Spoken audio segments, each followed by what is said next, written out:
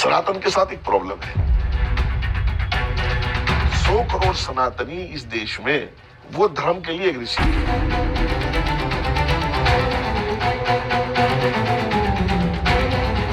आस्था राम में हो और रामलल्ला के लिए उन्होंने इतना बड़ा धैर्य के साथ इतनी बड़ी जंग लड़ी हो, रामलल्ला जी टाट में रहे हो, फिर मैं कई बार वो बातें सुनकर के मैं सनातनियों पर गुस्से भी होता हूँ कि यार धैर्य अलग चीज है और चूड़ियां पहन लेना अलग, चूड़ियां पहन लेना।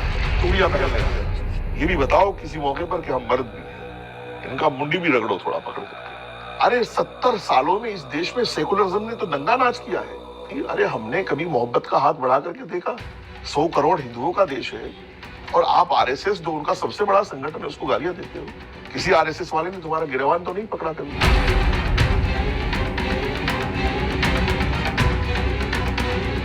क्या आरएसएस तुम्हारी दुश्मन ना थी, ना है? वो भी भारतीय, हम भी भारतीय, बल्कि मैं कहता हूं हमसे भारतीय होने में आरएसएस के लोग आगे हैं। एक तरफ मुसलमान है, शराब पिएगा, मामला खराब करेगा, नशा करेगा, नमाज नहीं पढ़ेगा, मस्जिद में करप्शन करेगा, मदरसों में करप्शन करेगा, लेकिन आप कोई जरा सी बात बोलो तो आपका सर तन से जुदा कर देगा।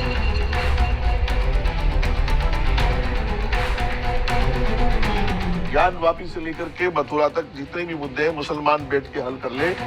आज भी मौका है कि हमारे जो 100 करोड़ सनातनी लोग हैं उनकी आस्था के साथ जिस तरह का खिलवाड़ तुम लोग कर रहे हो ये बंद करके उनके सम्मान से जुड़ी हुई चीजों को उनको वापस कर दो। मैं कहता हूं हिंदुस्तान के 100 करोड़ सनातनी, उनकी नस्लें इस बात को याद रखेंगी और हमेशा मुसलमानों का हाथ जोड़कर प्रणाम करेंगी। देश में मुसलमान जो है वो दो किस्म का है, एक आयतित मुसलमान है, एक परिवर्तित मुसलमान है। परिवर्तित जो मुसलमान है जब वो 5-6 पीढ़ी जाकर के ऊपर देखेगा तो उसके दादा राम कुमार और राजकुमार और मोहित और ये सब निकलेंगे। 95-98% परिवर्तित मुसलमान जिसका डीएनए भारतीय है, इसने भी धर्म का चश्मा लगा लिया है।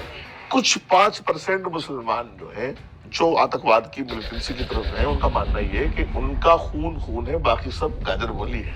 देखिए हमारे को ये बताया गया है कि अगर हम मंदिर में नमाज पढ़ेंगे तो वो नमाज तो बहुत जल्दी से जाएगी ऊपर की तरफ। अगर हमारे मस्जिद में किसी हिंदू ने अपनी पूजा कर ली तो मस्जिद जो है वो खराब। ईमान इतना कमजोर इनका है। मुसलमान तो ये जानता है कि ये काम मोदी जी कर रहे हैं तो समझ लो हमारे खिलाफ है।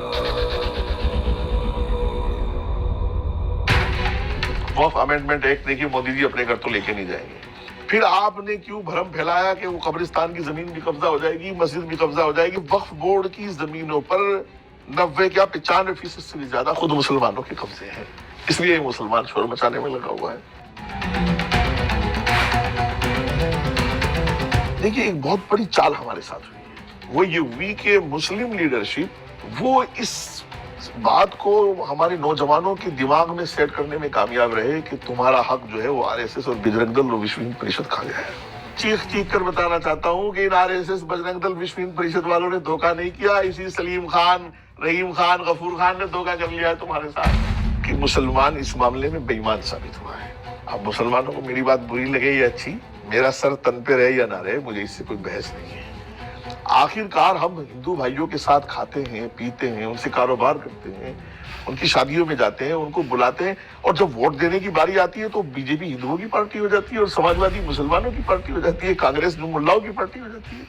कि जैसे जैसे चुनाव नजदीक आता है वैसे वैसे हमारे मुल्लाओं की बिल्लियां भी थैले से बाहर आती हैं और सब वो पाकिस्तान, हिंदुस्तान, इस्लाम, कुफर, फलाना और फतवे, और एकदम ऐसी जंग के तौर पर तैयार किया जाता है मैदान कि जैसे मोदी आएगा तो हमारी काटमार होगी, भारतीय जनता पार्टी आएगी तो मुसलमान मोहल्ले में आग लग जाएगी, बुलडोजर चल जाएंगे।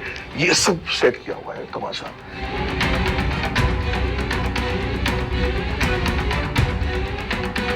आज मुसलमान अगर मोदी जी के साथ खड़ा होता है तो इतिहास अपने आप में लिखेगा कि मुसलमान भी इस देश की तरक्की में शामिल था, वरना क्या लिखेगा इतिहास के? ये गद्दार थे, बदमाश थे।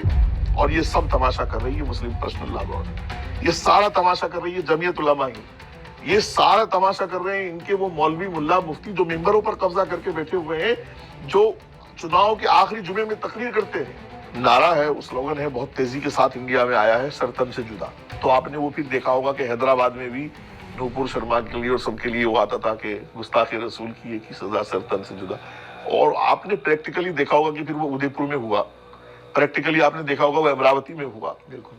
क्या इस देश का मुसलमान ओवैसी को जिना मान करके और ओवैसी की सोच को जिना की सोच मान करके मातृभूमि के पीठ में एक तीसरा खंजर घोंपना चाहता है? मैंने बहुत सारे हालात देखे हैं। मैं दरअसल अभी थोड़ा सा और जीना चाहता हूँ, इसलिए बहुत कुछ नहीं बोलूंगा। थोड़ा सा और जीना चाहता हूँ।